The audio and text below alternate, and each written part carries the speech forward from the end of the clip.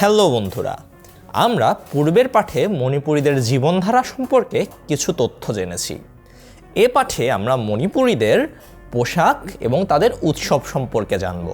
আমি পূর্বেই বলেছি মণিপুরীদের সংস্কৃতি একটি বৈচিত্র্যপূর্ণ সংস্কৃতি এবং তাদের বিভিন্ন ধরনের পোশাক এবং তাদের বিভিন্ন ধরনের উৎসব নৃত্য এগুলো রয়েছে যেগুলো অত্যন্ত বৈচিত্র্যপূর্ণ। এ পাঠে আমরা শুরুতেই দেখে নিই তাদের পোশাক সম্পর্কে। এ ছবিতে তোমরা একজন মণিপুরী নারী এবং পুরুষকে দেখতে পাচ্ছ, আবার এ ছবিতে ভিন্ন পোশাক পরিহিত মণিপুরী নারী এবং পুরুষকে দেখতে পাচ্ছ। তাদের সাধারণত পুরুষেরা পাঞ্জাবি এবং ধুতি পরতে পছন্দ করে। এই পোশাক দুইটিকে তোমরা সকলেই চেনো।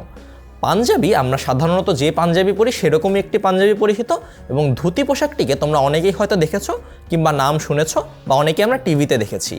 মণিপুরীরা পাঞ্জাবি এবং ধুতিতে স্বাচ্ছন্দ্য বোধ করে এবং এটি হচ্ছে তাদের দৈনন্দিন পোশাক। মণিপুরী নারীদের পোশাকের ভিন্ন রকম।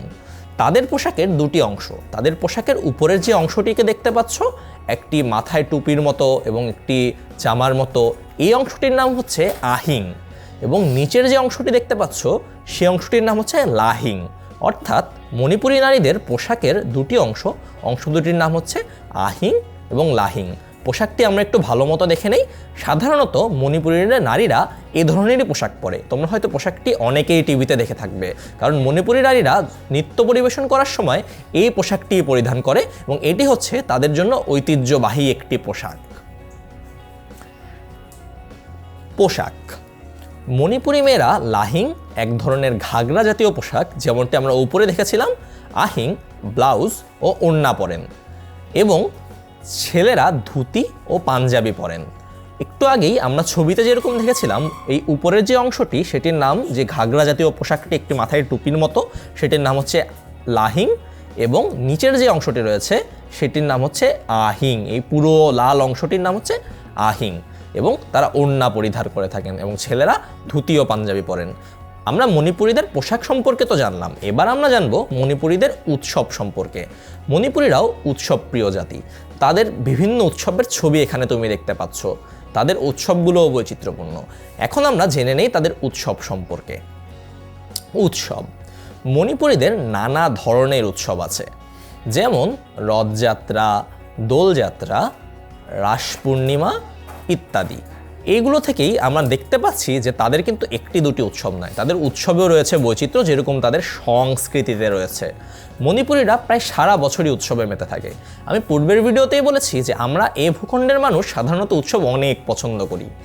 ঠিক সেরকম মণিপুরীরাও উৎসবে সারা বছরই মেতে থাকে। তারা নাচ গান বাদ্যযন্ত্রের মাধ্যমে আনন্দ করে এবং এটি তাদের সংস্কৃতির অত্যন্ত গুরুত্বপূর্ণ অংশ।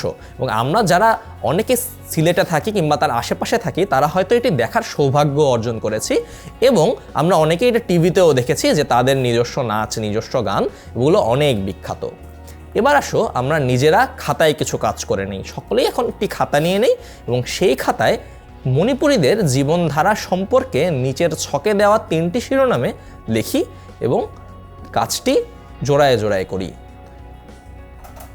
এইরকম একটি ছক আমরা সকলেই নিজেদের খাতায় লিখে নেব, এবং সেই খাতার ছকের প্রধান 3টি শিরোনাম হচ্ছে বাড়ি, খাদ্য এবং পেশা। এতক্ষণ ধরে আমরা মণিপুরীদের বাড়ি, মণিপুরীদের খাদ্য এবং মণিপুরীদের পেশা সম্পর্কে যেই বিষয়গুলো জানলাম, সেই বিষয়গুলি আমরা এখন এখানে লিখব। যেরকম কি বিষয় আমি একটি করে বলে দিতে পারি। বাড়ি, মণিপুরীদের বাড়ি ঘর বাঁশ, ইট বা টিনের তৈরি।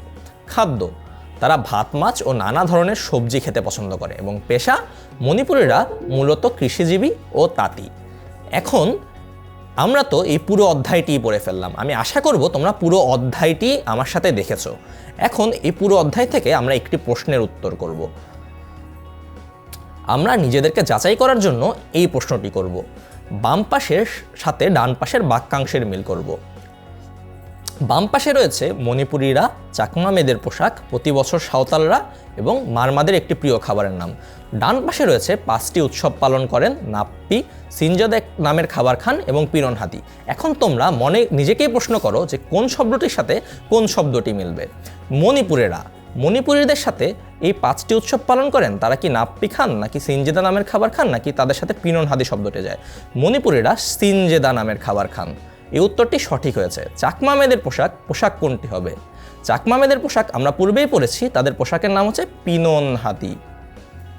এই উত্তরটিও সঠিক হয়েছে। প্রতি বছর সাঁওতালরা 5টি উৎসব পালন করে এবং মারমাদের একটি প্রিয় খাবারের নাম নাপ্পি।